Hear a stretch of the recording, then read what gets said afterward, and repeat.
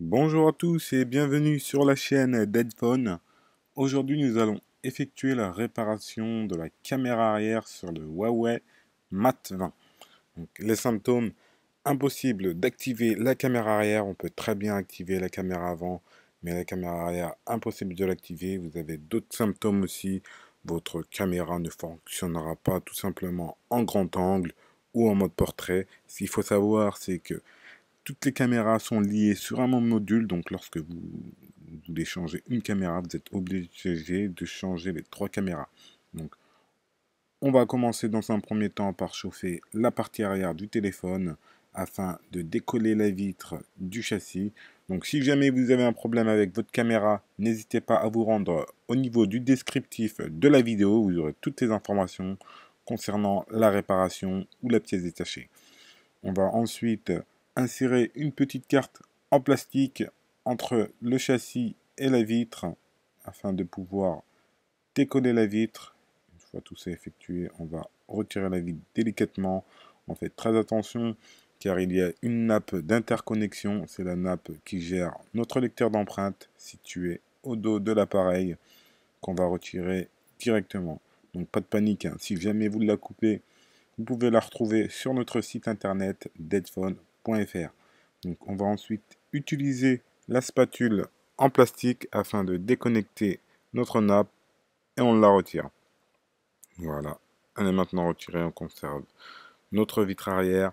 On va retirer la plaque qui maintient toute notre carte mère en place. Elle est maintenue en place par 11 vis cruciformes qu'on va tous retirer. Donc, voilà, on les retire toutes. Donc on aurait uniquement 10 vis apparentes car on a une 11e vis en fait qui est cachée directement derrière notre flash. Donc voilà, on décolle notre flash et on retire notre 11e vis. Voilà, on la retire délicatement, toutes les vis ont la même taille, donc pas de panique. On va ensuite déclipser notre cache arrière.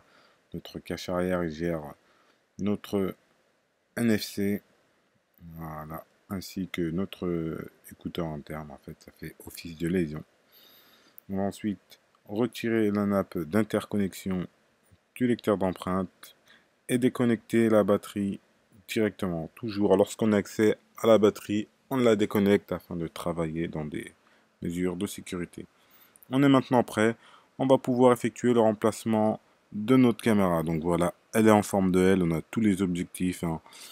On va déconnecter les nappes. On a deux nappes. On en a une qui se situe au niveau du bas qu'on déconnecte et une sur le côté gauche. Voilà, on la déconnecte. On peut maintenant retirer notre module caméra. Donc voilà comment il est composé. Notre module caméra, notre caméra grand angle ainsi que notre caméra en mode portrait et de la caméra normale. Donc voilà, on va effectuer le remplacement par cette nouvelle pièce, nouveau bloc, hein. On fait attention à ne pas mettre nos mains sur l'objectif. Ensuite, on se met bien en place la même opération. On vérifie que les blocs soient bien à l'intérieur. On calibre bien le connecteur. On applique une légère pression. On va utiliser la spatule en plastique afin de bien clipser nos connectiques. Voilà. La caméra est maintenant remplacée. On va pouvoir tout remettre dans les configurations. Voilà, donc réinstaller notre nappe d'interconnexion entre la carte mère et notre lecteur d'empreintes. Ensuite, reconnecter notre batterie. Voilà. Et réinstaller notre cache.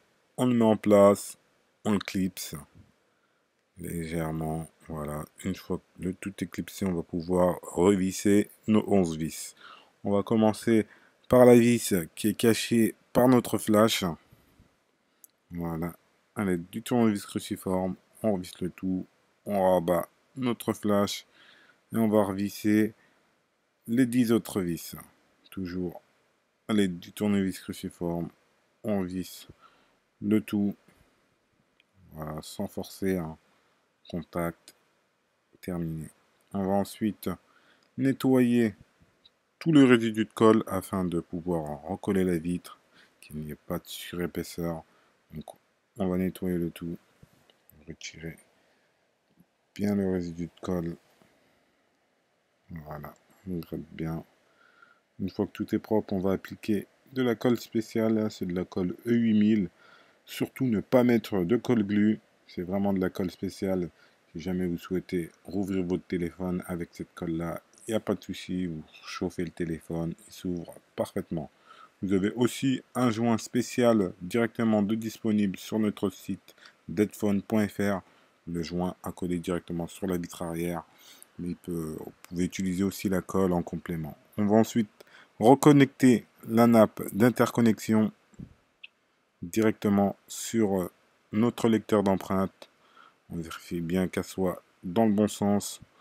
Ensuite, on l'insère directement dans le connecteur et on rabat notre petit clip. Voilà. On va ensuite calibrer notre vitre arrière, la mettre bien en position. On vérifie au niveau de l'appareil photo qu'il n'y ait aucune poussière.